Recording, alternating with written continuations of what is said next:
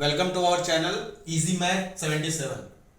यहाँ पे हम लोग जैसा कि आप जानते हैं कि मैथ के साथ साथ आपको इंग्लिश की भी ग्रामर की भी जानकारी दी जाएगी। तो आज हम शुरुआत करते हैं बेसिक नॉलेज ऑफ ग्रामर। एकदम बेसिक नॉलेज से लेके एडवांस लेवल तक बताया जाएगा। मोस्टली जनरली होता क्या है कि हमारे यूपी बोर्ड के जो बच्चे होते हैं वो ग्रामर उनका बहुत ही कमजोर होता है। ग्रामर बहुत कमजोर होता है। रीजन इज दैट कि या तो वो ढंग से फोकस नहीं करते हैं या ढंग से उनको पढ़ाया नहीं जाता और बेसिक चीज कॉन्सेप्ट्स को वो पकड़ नहीं पाते हैं। तो आज आपको फॉर्मूला बेस पे बताया जाएगा, जो कि हमारे फॉर्मूले होते हैं उस बेस पे बताया जाएगा। तो ध्यानपूर्वक देखिए और समझने की कोशिश करिए। Grammar, English grammar.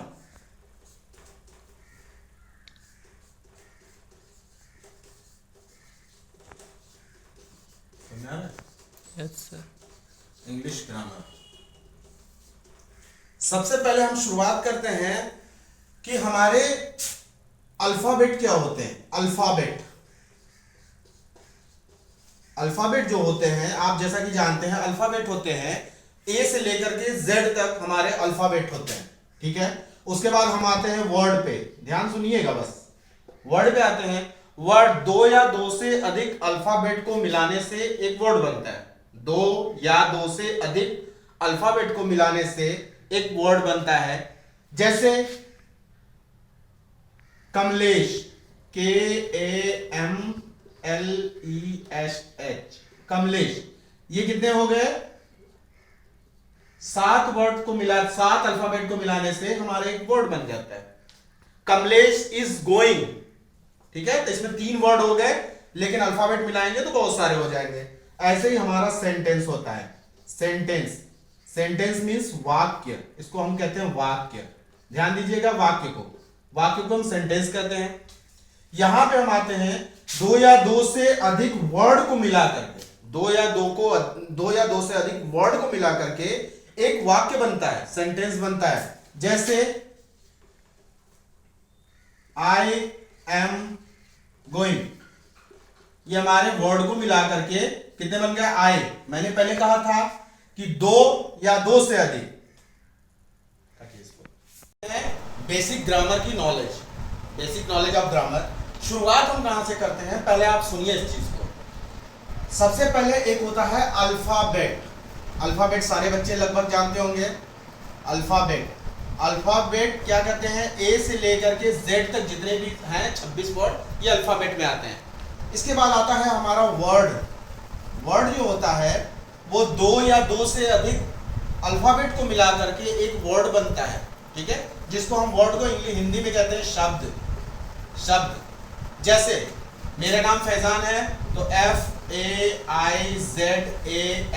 यहां पे 6 अल्फाबेट को मिला करके मेरा नाम बन रहा है, ठीक है।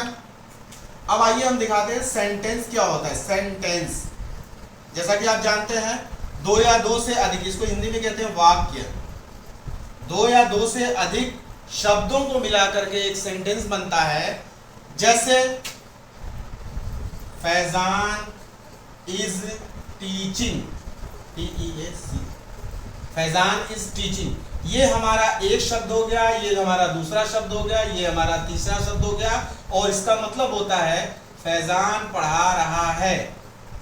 फैजान पढ़ा रहा है। आपको ये बताने की जरूरत हमको इसलिए आई है क्योंकि मैंने शुरू में बताया कि आपको फॉर्मूला बेस पे ग्रामर सिखाया जाएगा। आपको लिखवाया नहीं जाएगा, फॉर्मूला बेस पे, ताकि आप आसानी से पढ़ लो। तो ये जो हमारा वाक्य है यही इंपॉर्टेंट है, और वाक्य का जो अंतिम वर्ड है ये इंपॉर्टेंट है। आइए इंपॉर्टेंट कैसे है वो चीज मैं आपको दिखाता हूं कि इंपॉर्टेंट कैसे है। यहां पे हम जाते हैं, आप देखिए जो हमारे टेंस की पहचान, सबसे पहले तो पहचान हम करते हैं। पहचान कैसे करेंगे? इंसान की पहचान होती है उसका फेस, ना कि उसके कपड़े। वैसे ही हमारे टेंस की पहचान होती है वाक्य का अंतिम वर्ड, ठीक है, वाक्य का अंतिम वर्ड। जैसे हमारे टेंस कितने होते हैं? टेंस होता है 3 प्रकार का। पहला हो गया प्रेजेंट टेंस, दूसरा हो गया पास्ट टेंस, तीसरा हो गया फ्यूचर टेंस। ये हमारे 3 प्रकार के टेंस हो गए, ठीक है। अब यहां पे देखिए पहचान हम कैसे करते हैं सेंटेंस की। ये जो टेंस आपका वाक्य दिया रहेगा, तो वाक्य के अंत में यहां पे देखिए वाक्य के अंत में है, ही, हूं लगा रहता है। यहां पे आइए, पास्ट टेंस की पहचान वाक्य के अंत में था, थी, थे लगा रहेगा, और फ्यूचर टेंस में गा, गी, गे लगा रहेगा। जैसे फॉर एग्जांपल अगर हम देते हैं, वह पढ़ रहा है, वह जा रहा था,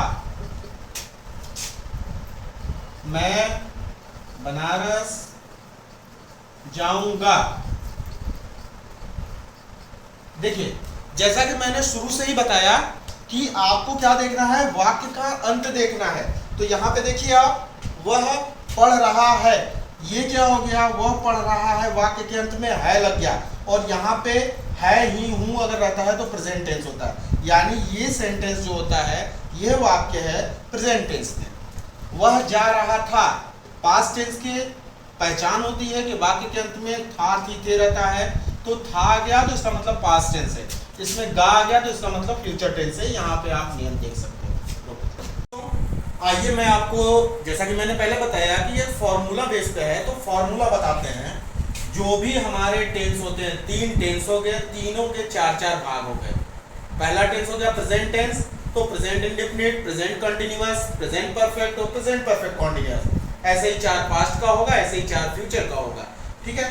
तो अब आपको सब, अगर इन 12 को करना होगा तो उसका एक फॉर्मूला होता है। जैसे कि मैथ के फॉर्मूले होते हैं, तो मैथ इजी हो जाता है। हमारा ये जो इंग्लिश का फॉर्मूला है, वो सबसे पहले हम सब्जेक्ट को रखते हैं। सब्जेक्ट में SUB हम लिख रहे हैं, पूरा नहीं लिख रहे हैं। उसके बाद आता है हेल्पिंग वर्ब, HV लिख दे रहे हैं, हेल्पिंग वर्ब। उसके बाद आता है वर्ब, फिर ऑब्जेक्ट आता है। अब ध्यान दीजिएगा चेंजिंग कहाँ कहाँ होगा। ये तो हमारा फॉर्मूला हो गया, राइट। सब्जेक्ट हो गया, हेल्पिंग वर्ब, आपको हर टेंस का हेल्पिंग वर्ब अलग अलग होता है।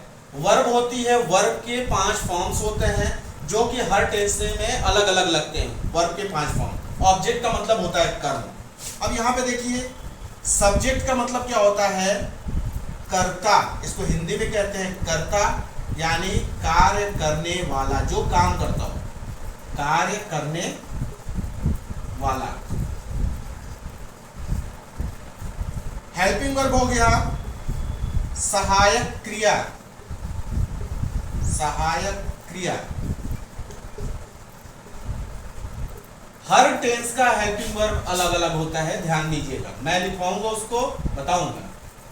हर टेंस का हेल्पिंग वर्ब अलग होगा। वर्ब जो होता है वो होता है क्रिया, जो काम हो रहा हो उसको क्रिया कहते हैं, उसको वर्ब कहते हैं। जो काम हो रहा हो। उसके बाद ऑब्जेक्ट आ जाता है हमारा जो है कर्म। इन तीनों के बाद जो बच जाता है उसको ऑब्जेक्ट में रख देते हैं, ठीक है। अब आगे बढ़ते हुए आप यहाँ पे देख लीजिएगा कि सब्जेक्ट है कर्ता, कार्य करने वाला, हेल्पिंग वर्ब सहायक क्रिया, वर्ब क्रिया हो गई, और ऑब्जेक्ट हमारा कर्म हो गया, ठीक है। अब इसको हम रैप अप करते हैं।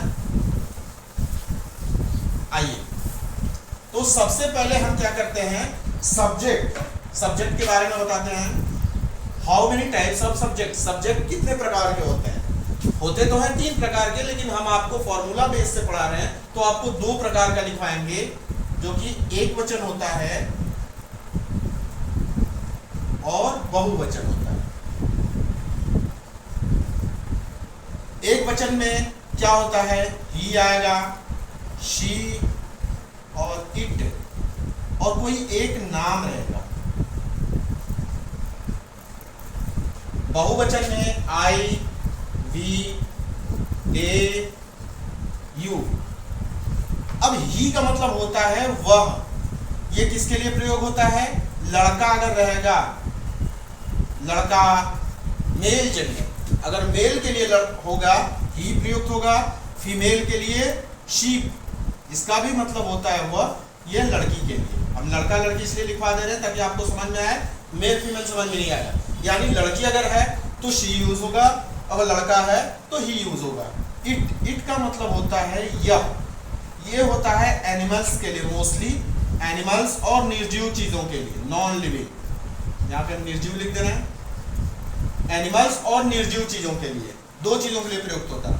एक नाम हो गया, कोई भी नाम हो गया, कोई भी एक नाम हो गया,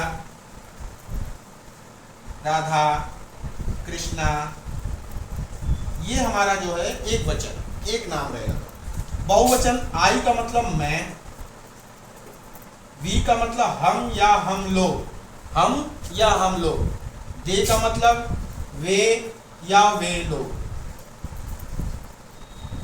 यू का मतलब तुम लोग, इसको आप भी कहते हैं। आप, अगर आपको यूज करना है जैसे आप यूज कर लीजिए, यानी आपका कोई पर्टिकुलर वर्ड नहीं होता, आपको हम यू कहते हैं इंग्लिश में, ठीक है। तो इसको आप देख लीजिए, सब्जेक्ट हो गया, सब्जेक्ट दो प्रकार के हो गए, एक वचन और बहुवचन। एक वचन को हम कहते हैं सिंगुलर, सिंगुलर, सिंगल से सिंगुलर बना है, बहुवचन प्लूरल, ठीक है। अब ये चार प्रकार के हो गए, और ये भी बहुवचन भी हो गया चार प्रकार का, जिसमें एक और जुड़ जाता है, पांचवा होता है एक से ज्यादा नाम, एक से ज्यादा नाम, चाहे वो शहर का नाम हो, किसी लड़का लड़की का नाम हो, ठीक है। एक से ज्यादा अगर नाम रहेगा तो आपको प्लूरल में हो जाता है, ठीक है। अब इसको रैप अप करके आइए हेल्पिंग वर्ब के बारे में बताते हैं। हेल्पिंग वर्ब होता क्या है?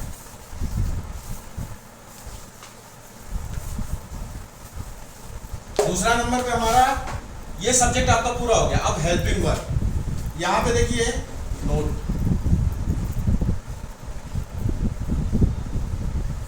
हर टेंस का हेल्पिंग वर्ब अलग अलग होता है, ध्यान दीजिएगा। और किसी किसी में हेल्पिंग वर्ब लगता भी नहीं है।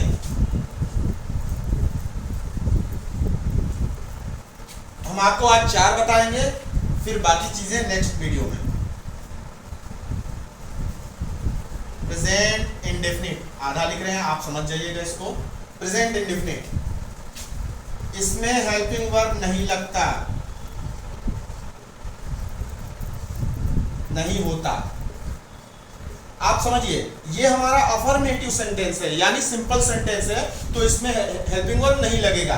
लेकिन जैसे ही इसका निगेटिव आ जाएगा तो उसमें डू या डज हेल्पिंग वर्ब के रूप में लगेगा, ठीक है। वो आगे बताया जाएगा आपको, चूंकि अफर्मेटिव बताया जा रहा है इसलिए अफर्मेटिव को समझिए। प्रेजेंट कॉन्टिन्यूअस टेंस, इसमें लगता है इज, एम और आर लगता है। अब यहां पे देखिए इज किसके साथ लगेगा? एक वचन, यानी he she it, he she it, और नाम के लिए, एक नाम के लिए इज लगेगा। आई के लिए यहाँ पे एम लगेगा, और बाकी बच गए वी, दे, यू, इसके लिए क्या लगेगा? आर लगता है, राइट। अब हम आते हैं प्रेजेंट परफेक्ट टेंस में। इसमें हेल्पिंग वर्ब लगता है हैज या हैव लगता है, हैज या हैव। तो एक वचन के लिए हैज लगेगा और बहुवचन के लिए हैव लगेगा। यानी इसमें आई के लिए कोई पर्टिकुलर वर्ड नहीं है, आई भी बहुवचन में है तो आई के साथ हैव लगा देंगे, ठीक है। Present perfect continuous, has been और या हैव बीन, जैसा पहले बताया गया, हैज बीन एक वचन और हैव बीन बहुवचन के लिए। बच्चों, यहां तक आप लोगों ने समझ लिया होगा। आप इसको बार बार अगर देखेंगे, बार बार चला करके, तो इसको पॉज करके आप लिख भी सकते हैं। तो इसमें क्या होता है कि इसके आगे का पार्ट मैं कल बताऊंगा, ठीक है, क्योंकि बहुत लेंदी हो जाएगा, बहुत लंबा हो जाएगा और लॉन्ग वीडियो ज़्यादा हो जाएगा तो आपको भी दिक्कत होगी देखने में, ठीक है, आपको भी बोरियत होने लगेगी। तो छोटे छोटे पार्ट्स में बताऊंगा, 2 मिनट, 4 मिनट, 5 मिनट या 10 मिनट, मैक्सिमम 10 मिनट। तो आप उसको देख करके उतार भी सकते हैं, ठीक है, आप उसको पॉज करके उतारिएगा, और अगला इसके बाद वाला स्टेप जो है मैं कल बताऊंगा। Thank you so much.